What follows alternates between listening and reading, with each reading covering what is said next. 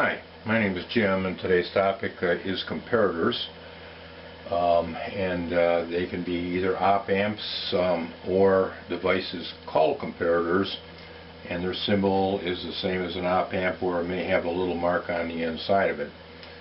Now, what it's used for is to convert an analog input into a binary output based upon some predetermined threshold state.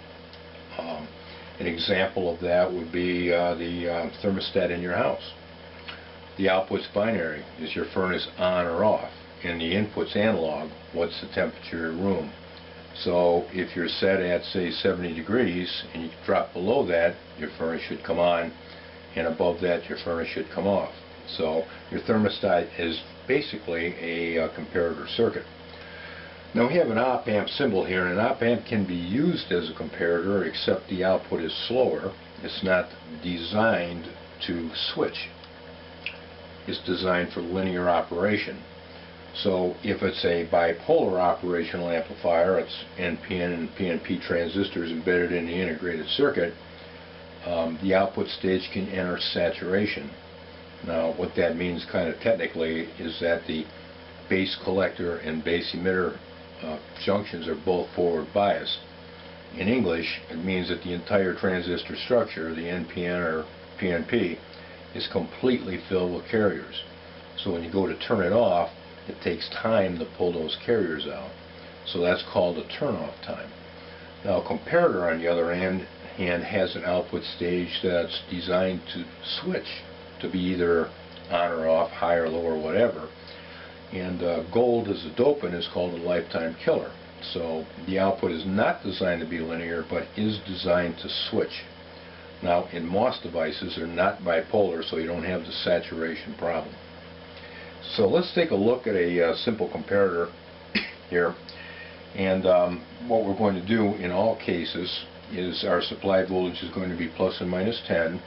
And then later we'll address adapting that into a logic family, say 3.3 microprocessor input, microcontroller input, or whatever. And with regard to that, this will be our state for all examples.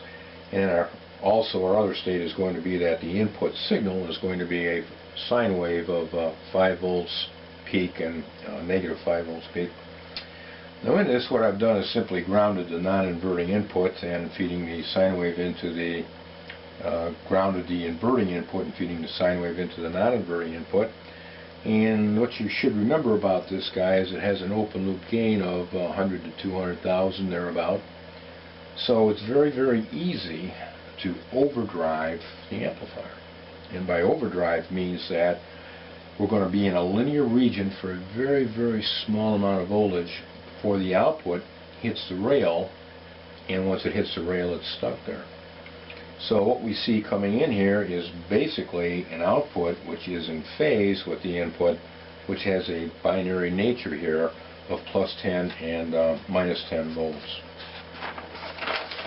So that's using a 0 volt threshold.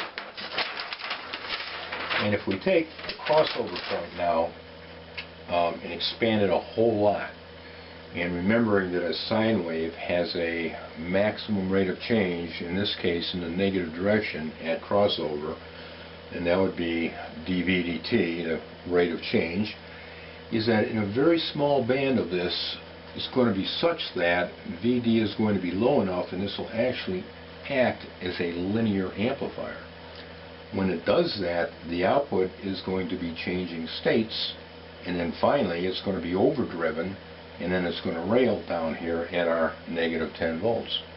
So it actually goes through a state where it's acting as a linear amplifier.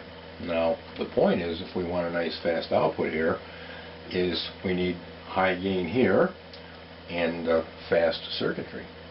And the faster we go through the threshold, the cleaner the output will be. Clean meaning faster. So that's what's actually happening, is that most of the time in this with our 5 volt sine wave is that the output would be railed, but part of the time during positive and negative crossover, it's actually going to be acting as an amplifier with a very, very high open loop gain. Open loop means that there's no feedback. Now the problem with this is, suppose our input looks like this and we get a little noise pulse here. The output will shamelessly copy the input, and what we'll get is an extra pulse in the output. Now if you think about this, an alarm clock has a threshold circuit because it's using 60 Hertz as its time base, and if you get a pulse in here, what that means is that your clocks are going to gain time. Not necessarily a good thing. So one of the things we're going to be talking about is how we add some noise immunity to this circuit. Now, another example of noise, many years ago I used to live in a mobile home near the airport, and when the furnace was on and the room temperature was just right, the walls of the mobile home would vibrate, the thermostat would shatter, and so would the furnace. In that case, the noise was the vibrating wall. Again, not a good thing. Your furnace be clicking on and clicking off once, twice, 3 times a second. So anyway, that's the effect of noise on this. And we can also have a voltage offset, which means it does not have to be at crossing that we detect the output. For example, if I located the non-inverting input at 3 volts, anytime this is more positive than 3 volts, say 3.001 volt, the output's going to go high. Anytime it's less than 3 volts, say 2.99 volts, the output will go low. So the rule I use, and I suggest that you might consider this, and I use this every time I'm dealing with a comparator. And I'm not going to use the words non-inverting and inverting. They plug things up. I'm just going to use plus and minus. When the positive input is more positive than the negative input, the output is high. Period. Plus, more positive than minus, output is high. And that allows me to analyze anything carefully. Now you can reverse that statement if you want, but this is the only one I remember. I don't need to be memorizing more than one solution in complicating the way I analyze a problem. So that's my rule of thumb there, and I think you'll find it useful if you adapt it. So I can also have a simple circuit with an inverting threshold, and the only thing that's changed here is that the non-inverting input is grounded, and all that does, it basically works the same, is it gives you an output which is out of phase with the input. Now let's try to deal with this noise situation, and what we're going to do is apply a little bit of positive feedback. And positive feedback basically is a destabilizing feedback. In our case, the destabilization is limited by the supply rails. Notice here, and I'm using friendly numbers, 10 volts and negative 10 volts, and my feedback network has 9K in series with 1K. So what that kind of says is that Vx is going to be 10% of Vout. If Vout is plus 10 volts, Vx will be plus 1 volt. If Vout is negative 10 volts, Vx will be negative 1 volt.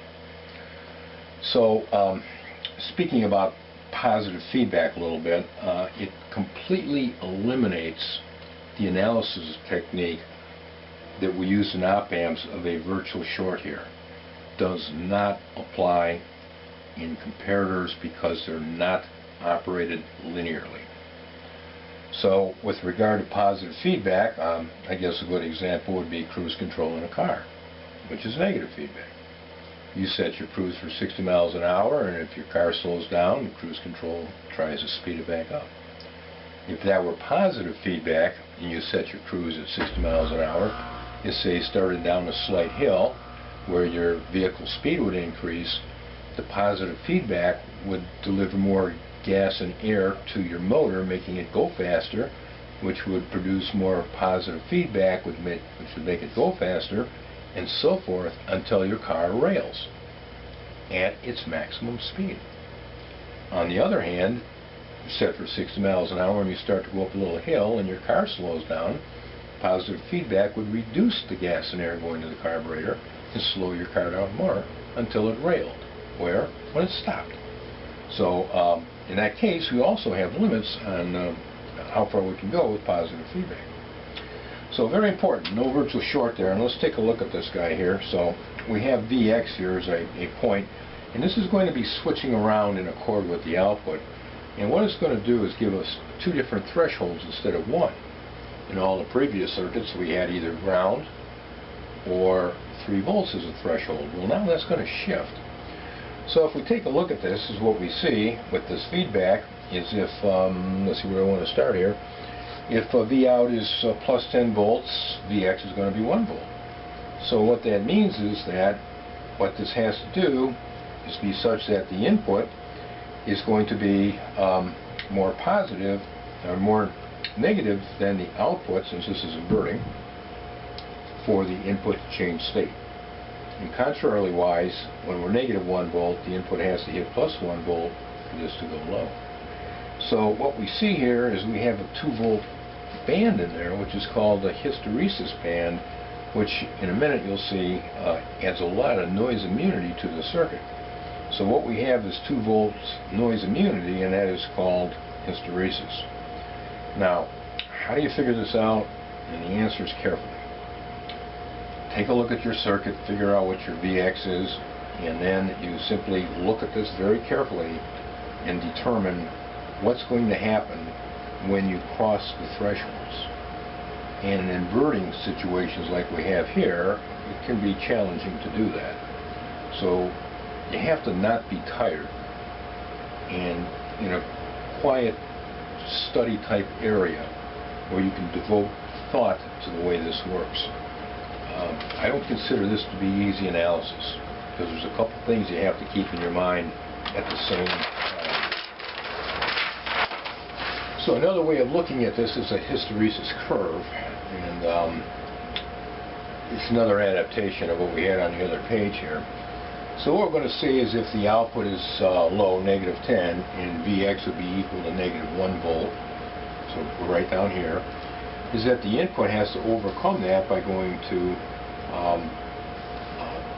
become more negative than negative 1 volt, meaning that the positive input is going to be more positive than the negative input. Positive input is going to be more positive than the negative input. And when that happens, the output's going to go high. So the red line with the arrows are showing the output when we're initially starting low, and then the input signal causes us to switch to high. Now, the blue arrows are in the opposite direction. When we're high, our input has to go to 1 volt before we actually shift and go low. Now remember, this is an inverting circuit, so this may seem backward. But that's the hysteresis diagram, and what you can see here is that this is going to be negative 1 volt, this is going to be negative 1 volt, and what that does is it gives us 2 volts of noise immunity. So, putting that back into the time domain, suppose we have a sine wave, and we have our hysteresis sitting in here, and here's the threshold voltage that we're interested in, and we have this noise pulse here. Seeing that it doesn't go across these 2 lines twice, the output doesn't jitter. So it gives us a degree of isolation from noise, which can upset our output and cause sometimes bad things to happen. So that's the whole purpose of hysteresis. And speaking of which, certain integrated circuits are designed to do the same thing, and one that you may be sort of familiar with is a standard inverter, except this is going to be in the CMOS family, HC14, and what we would see for the inside of this would be something that looks like that. So this actually has hysteresis. So if you're hitting on the threshold between high and low, the output won't chatter, it won't go linear. So this has positive feedback in it, and for a 5 volt supply, maybe at 2.6 volts it changes state in one direction, and then it'll have to go back through 2.4 in the other direction. So in that example, which I made up, is you have 0.2 of a volt noise immunity inside of this. So if you're not exposed to a digital input here, which is fast changing, you're going to get a clean output. Okay, let's get into the design of this. well, it'll be fun. Mission is the customer wants us to design an inverting comparator operating from plus and minus 10 volt supplies with 500 plus and minus 500 volts hysteresis. So the way we would do that is we would start by letting V out equal 10 volts, and then we would determine that our Vx in this point, and notice we have no voltage dividers up here, so this would be our V in point, would be equal to 500 millivolts, and then we select a reasonable value for R1. And I selected 1K, and easy math. So my next step then is to just assume that this is going to be 500 millivolts and determine what the current flow is going to be. Easy enough. 500 millivolts divided by 1K is 500 microamperes.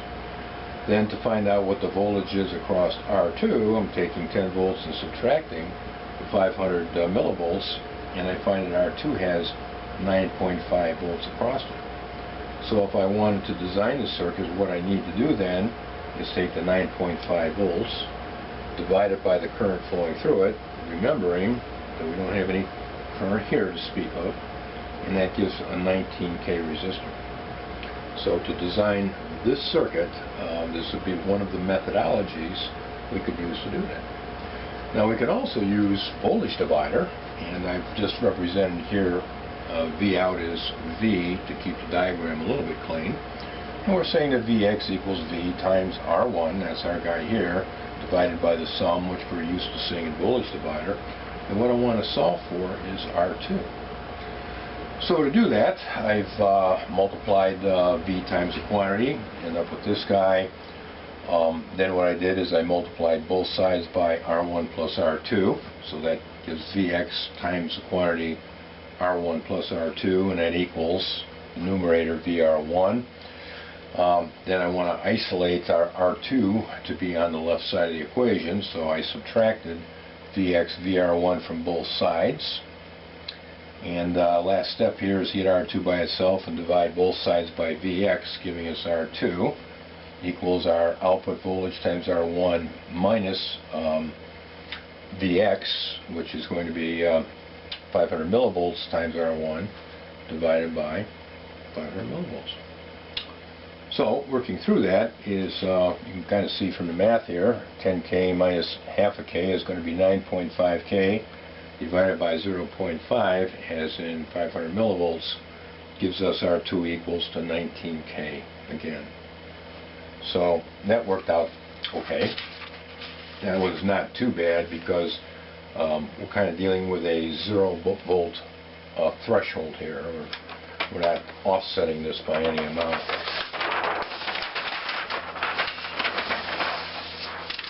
Okay, if we take a different circuit here, and now what we have is we're grounding this, our inverting input, and we're using our non-inverting input, so this is going to give us an output binary which is in phase with the input signal when it crosses the threshold.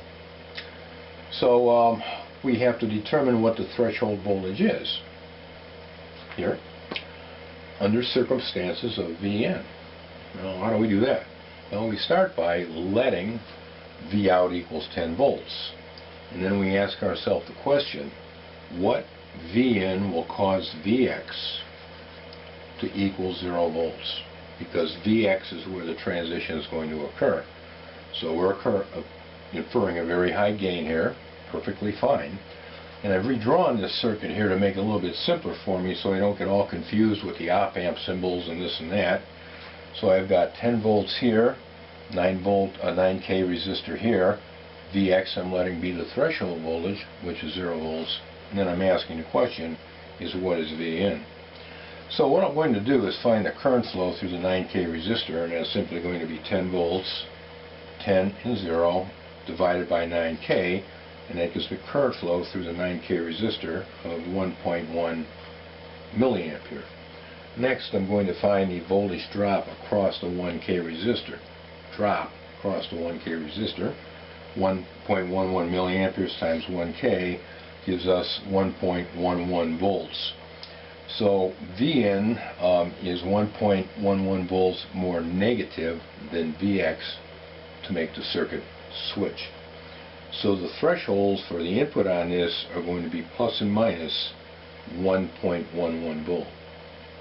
Now I could do the same thing in the other direction too. I could let the output be negative 10 volts, let this be 0 volts because it's the threshold, and then ask the question, what does Vin have to be to make this 0 volts? And what I would find in that case, it would be plus 1.11 volt.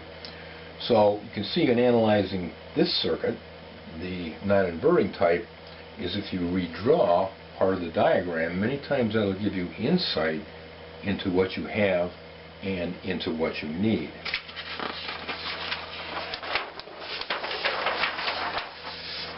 Okay, also with this, and this is actually showing the output waveform, and do note that it's in phase with the input, and we're showing our transitions at negative 1.11 volt and at positive 1.11 volt.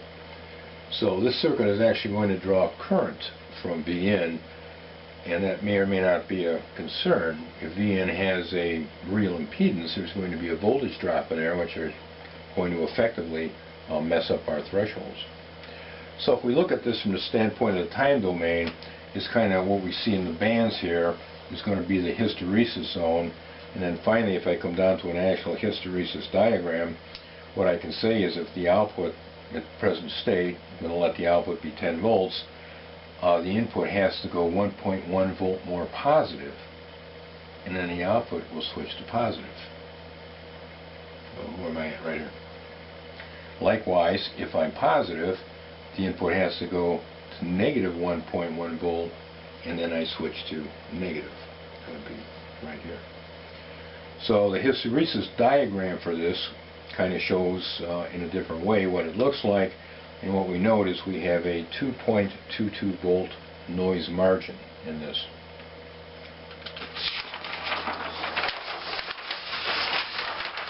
Next we're going to get into a design problem, and this is a little bit more involved because a customer is going to tell us what they want for thresholds, and then we have to figure out the circuitry that's going to make that happen.